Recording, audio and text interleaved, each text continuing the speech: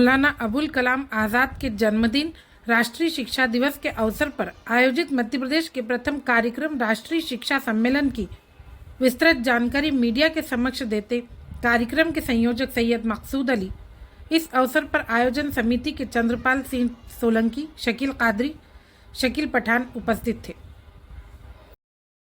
करने जा रहा हूं। साथियों, मैं आपको बहुत संक्षिप्त में जानकारी देना चाहूंगा कि देवास में ये आयोजन विगत 15 वर्षों से हो रहा है, लेकिन इस आयोजन को पहले हम लोग जिस लेवल पर करते थे, जिस स्तर पर करते थे, उसको हमने एक वृहद स्वरूप दिया और इस आयोजन को हम राज्य स्तरीय स्तर पर करते हैं। इस आयोजन का प्रमुख उद्देश्य जो है वो जो शिक्षा के क्षेत्र में पिछड़ापन है, खासतौर से समाज के गरीब और कमजोर वर्गों में जो पिछड़ापन है, उसको कैसे दूर किया जाए, इसके लिए एक दिवसीय शिक्षा सम्मेलन आयोजित करते हैं। इस एक दिवसीय शिक्षा सम्मेलन में हम शिक्षा के पिछड़ेपन से दूर करने की बात और उसके उपाय पर चर्चा करते ही करते हैं।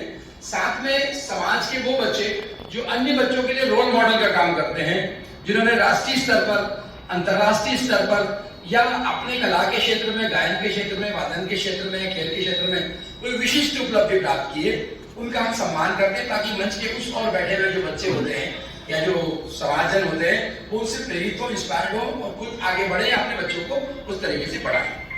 इसमें हम अपने स्थानीय जो हमारे मार्गदर्शक हैं, जो आशीर्वाद दाता हैं, जो हमें सहयोग करते हैं, उनको तो मंच पर बतौर अतिथि बुलाते ही बुलाते हैं। जैसे माननीय सज्जन सिंह जी वर्मा साहब, पूर्व मंत्री और विधायक हमारे मार्गदर्शक के हमेशा हमारे मंच पर उपस्थित रहते हैं। माननीय विधायक महोदय रीवा श्रीमंत गायत्रा जी पवार साहिबा भी हमारे बीच में हमेशा रहती हैं। उनके अलावा हम इसमें देश के कोने कोने से ऐसे लोगों को बुलाते हैं हर साल यहाँ पर, जिन्होंने खासकर पिछड़ा वर्ग और पिछड़े समाज के शिक्षा के पिछड़ेपन में नैतिक भूमिका निभाकर तो बहुत अच्छा काम किया है। उसी तारतम्य में इस बार हमारे जो एक विशेष मेहमान है वो है डॉक्टर अब्दुल कदीर साहब, जो कि कर्नाटका से हमारे बीच में उपस्थित होंगे। डॉक्टर कदीर साहब के बारे में मैं संक्षिप्त जानकारी देना चाहूंगा। वो समाज के पिछड़े और कमजोर वर्ग के बच्चों को मेडिकल एंट्रेंस की तैयारी कराते हैं बहुत कम चार्जेस में। कई बच्चों को, अनाथ बच्चों को फ्री तैयारी करवाते हैं, जिसमें रहना खाना सब कुछ आता है। गरीब बच्चा है, समाज के ऐसे वर्ग का बच्चा जो टैलेंटेड तो है लेकिन आर्थिक रूप से कमजोर है, तो उसको स्पेशल कोचिंग कराते हैं और उनका कोचिंग का सक्सेस जो रेट है वो 25% से अबव है। अगर हम तुलना करें हिंदुस्तान की बड़ी बड़ी कोचिंग की, तो उनकी तुलनात्मक रूप से 10% बच्चे सफल होते हैं। कदीर साहब के शाइन ग्रुप ऑफ इंस्टीट्यूशन से 25% बच्चे हर साल मेडिकल में सिलेक्ट होते हैं। तो उनको हमने एक अतिथि के तौर पर यहाँ पर मंच पर इनवाइट किया है, ताकि उनसे बैठे हुए सामने के लोग जो भी जो बच्चे हों जो नीट की तैयारी कर रहे हैं, वो कम से कम आगे उनका हौसला बढ़े।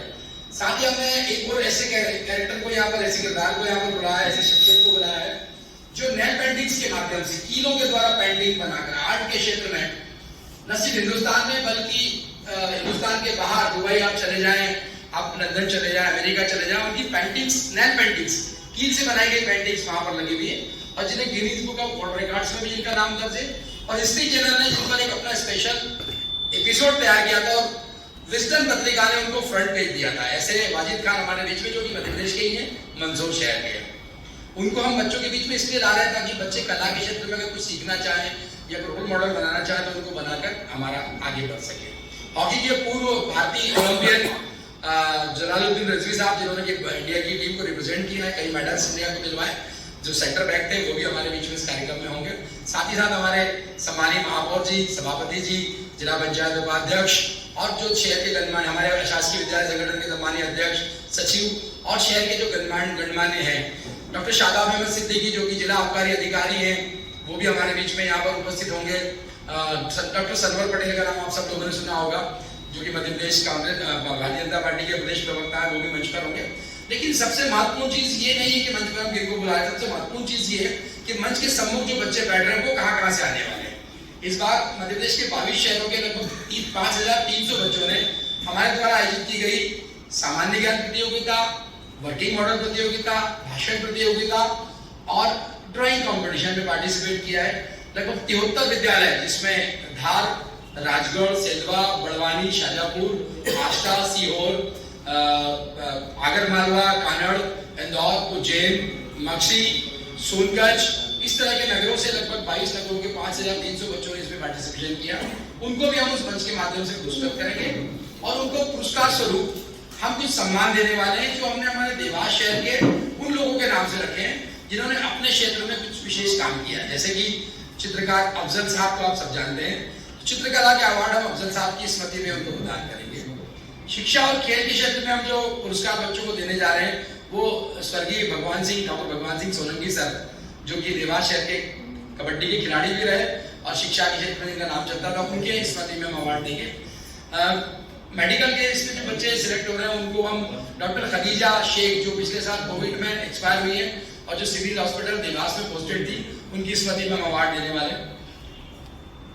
साथ ही साथ हम एक जमील खान साहब के नाम से एक अवार्ड दे रहे हैं, जो IIT में बच्चे चयनित हो रहे हैं, उनको हमारे आयोजन समिति से जुड़े हैं, बाली भाई हमारे बीच में उपस्थित हैं। तो इस तरह के अवार्ड हम इस बार हमने प्रारंभ किए हैं इस कार्यक्रम को एक नया स्वरूप देने के लिए, और इसमें हम ऐसे लोगों को पुरस्कृत कर रहे हैं। जैसे देवास से आपने नाम सुना होगा, मध्य प्रदेश की टीम पहली बार रणजी चैंपियन बनी और देवास के 2 खिलाड़ियों ने मध्य प्रदेश का प्रतिनिधित्व किया, जिसमें राकेश ठाकुर हमारे इस मंच पर सम्मान ग्रहण करेंगे, अति विशेष सम्मान ग्रहण करेंगे।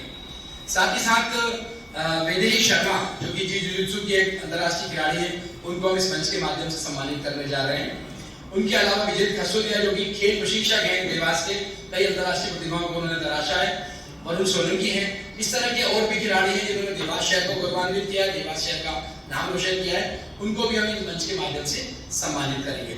तो मैं करबद्ध निवेदन है मेरा प्रेस क्लब के जुड़े सभी सम्मानीय साथियों से, मीडिया कर्मियों से, कि हमारे इस आयोजन में आप अपना सहयोग हमें प्रदान करें और इस आयोजन को कहीं न कहीं आगे वृद्ध रूप देने में आप अपना सहयोग हमें दें। तो मैं यही निवेदन आप सब लोगों से इस प्रेस क्लब के माध्यम, प्रेस विज्ञप्ति के माध्यम से आज हमने किया है। धन्यवाद। कि ये देवास शहर गंगा जमुनी तहजीब से ही पहचाना जाता है। कई शहरों में कई चीजें होती है, लेकिन सौभाग्य हम सबके माध्यम से जो चीज अन्य शहरों में होती है वो यहाँ नहीं होती है, और इसमें सबसे बड़ा रोल जो आप लोगों का होता है, उसकी वजह से ही हमको ये स्वरूप में कुछ चेंज करना पड़ता है, कुछ ऐड करना पड़ता है। समाधिया जी, क्या समाधिया जी सुनिए, ये जो हमने 15 साल में किशोर अवस्था में हम आके खड़े हो गए इस कार्यक्रम में, इसके बाद हमने जो चीज महसूस करी, देवास शहर में जो चीजें नहीं होती है उसको हम कैसे संभाग से स्टेट लेवल पे ले जाके दर्शाएं।